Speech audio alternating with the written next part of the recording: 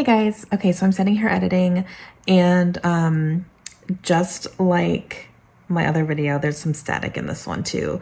I'm so sorry, you guys, I hate that there's a little bit of static. It's not too bad, again. I just need to change the batteries in my microphone. So the 3 videos that went up this week basically have all had static in them because those are 3 videos that I did before I realized when I started editing that there was an issue. So hopefully from here on out there will not be any more static, but luckily you can still hear what I'm saying. Again, this one doesn't seem to be quite as bad, but I'm really sorry. So I love you guys. Please don't leave me. Hey guys, it's Sarah, and today we are going to do the mid-year book freakout tag, which is something that I do every summer, usually in June because it's halfway through the year. And it's just a good little check-in tag to see how your reading's going this year, what's coming up for the rest of the year, and it's a lot of fun. So we're going to get into the questions. I will try to leave the original creator down below. I had trouble finding her last year, but if I can find her, I will leave her down below. But yeah, it's a lot of fun. So let's talk about how my year's been going and what's coming up for the rest of the year. Question number 1 starts off with a bang, and that is the best book you've read so far this year. And this was so hard, you guys. I have read some really, really good, made it into my top 10 of all time books this year. It's insane. And so when I think about, just picking one of them, this one really kind of stood out just a tiny bit above all the others, and that is The Invisible Life of Addie LaRue by V.E. Schwab. I loved every single page of this book. I thought the writing was so beautiful. The details were incredibly intricate and intentional, which it just made the story complete for me. There were no holes. I wasn't questioning a whole lot. It was just a beautifully told tale about our main character, Addie LaRue, who is set to marry somebody she doesn't want to marry it's not Paris, it's in France, in the 1700s. And she ends up making a deal with this dark god that she just wants a different life. So he grants her that. However, unbeknownst to her, it comes with a cost that she will be immortal and live forever, but nobody will remember her ever. And I'm talking, she could be having a conversation with somebody, they go into the next room to grab something and come back, and they don't remember who she is. And they question why there's a stranger in the room. So she lives her life like this over decades and decades and years and hundreds of years. And then one day in New York, someone remembers her, and it goes from there. And she's questioning, why does this person remember me? And can I actually have a relationship now?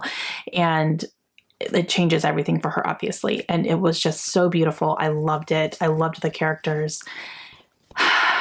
So it's number 1 so far. Question number 2 is the best sequel that you have read. I haven't read too many sequels. I'm trying to work on that, but definitely the best one I've read so far has been Thunderhead by Neil Shusterman. This is book number 2 in the Arc of the Scythe trilogy.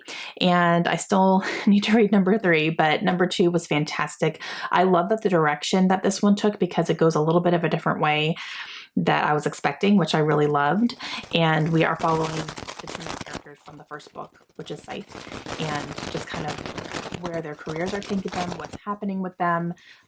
They took very different paths for each other. There was a villain in here that is insanely crazy, and I thought it was great. Question number 3 is, what is a new release that came out this year that you haven't read yet?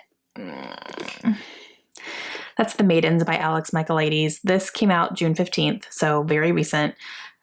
But I've had this for months because the publisher so very kindly sent me an early copy of this book, and it's one of my most anticipated reads for the entire year. And I mean, it's very, very high on that list. And I haven't read it yet.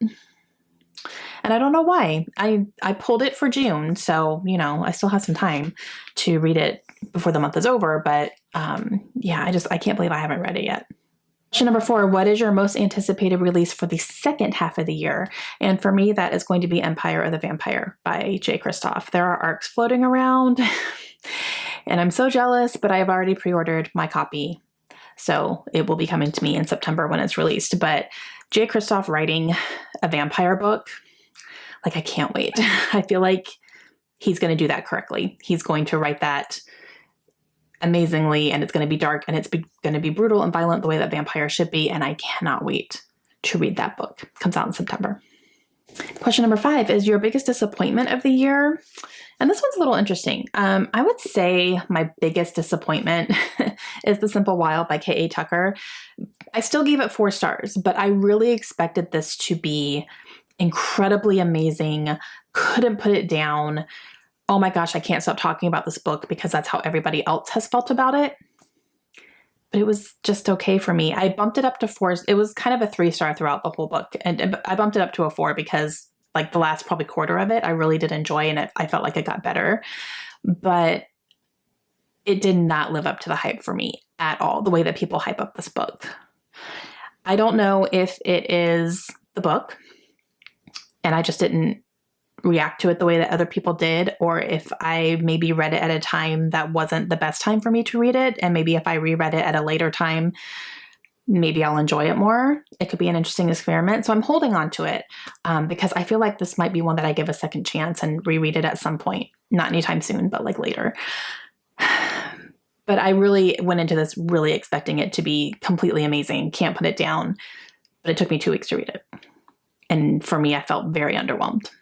Question 6 is, what is your biggest surprise? And for me, that is Fallen Kingdoms by Morgan Rhodes.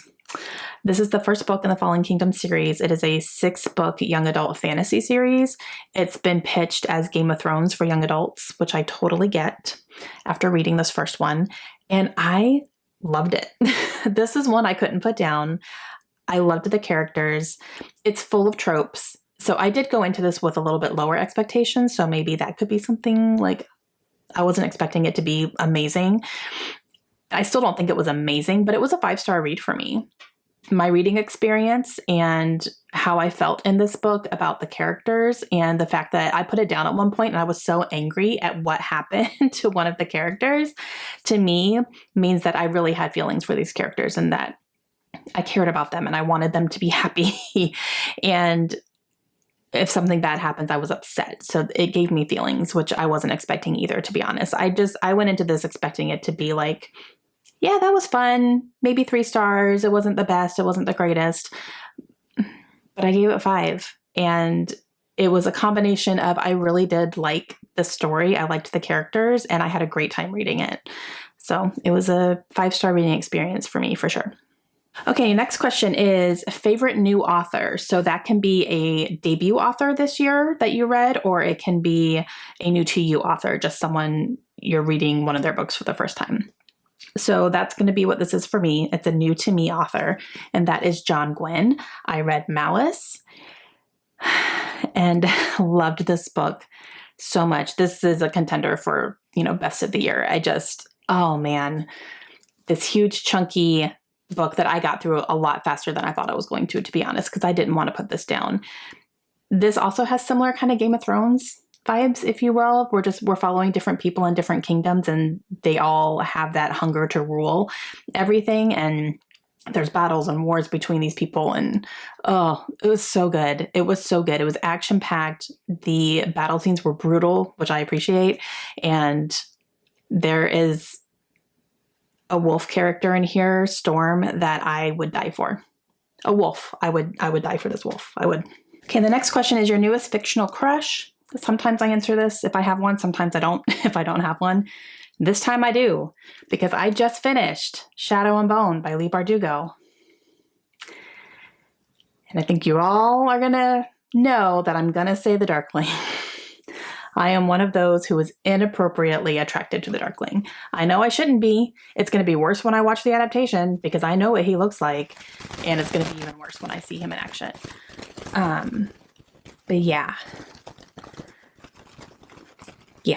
Okay, next question is newest favorite character, and for me, that is going to be Lucy from The House in the Cerulean Sea by T.J. Klune. This is another contender for favorite of the year. It's like right below Addie, I would say. I loved this book so much. One of the best books I've ever read. And Lucy in here is just... He's so fantastic. He is such a great character. He made me laugh. He made me want to give him the biggest hug ever.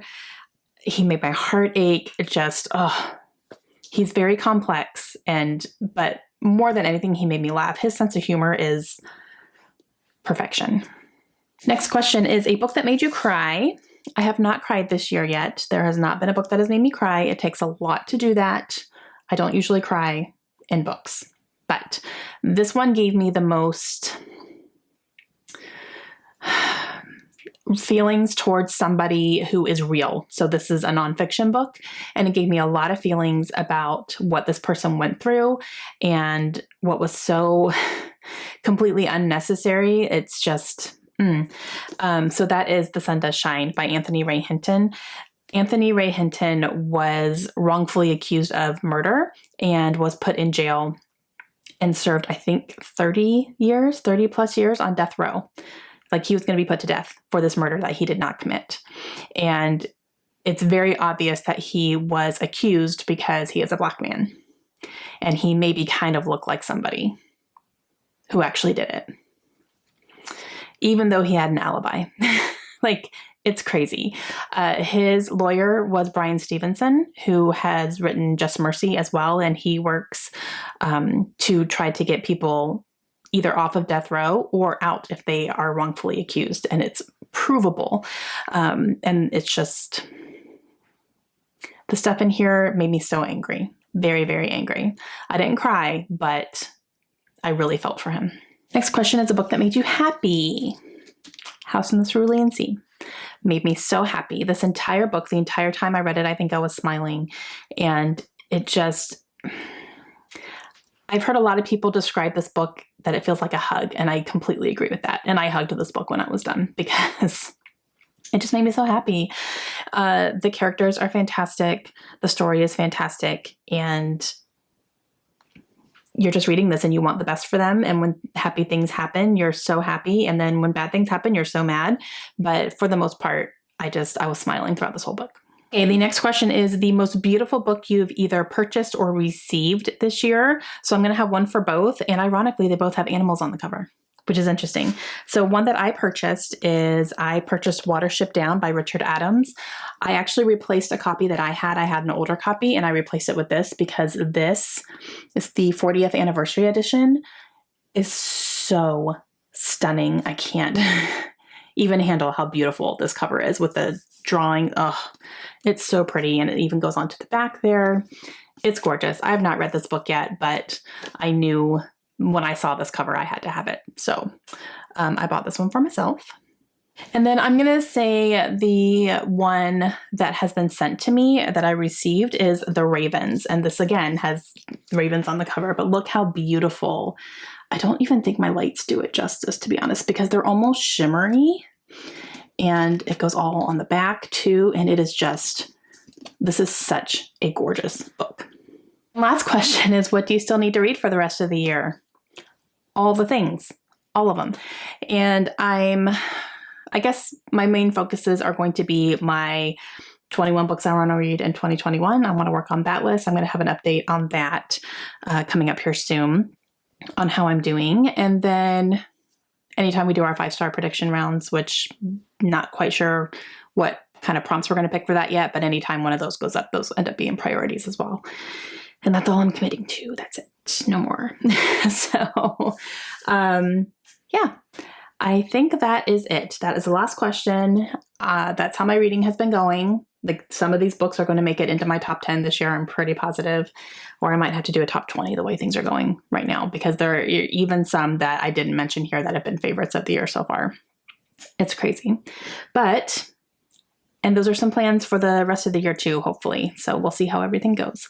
But let me know down below how your reading is going so far this year. Do you feel like you're on track? Do you feel like you're behind? Let me know all the things, and I will see you guys again soon. Hope you have a great day. Bye.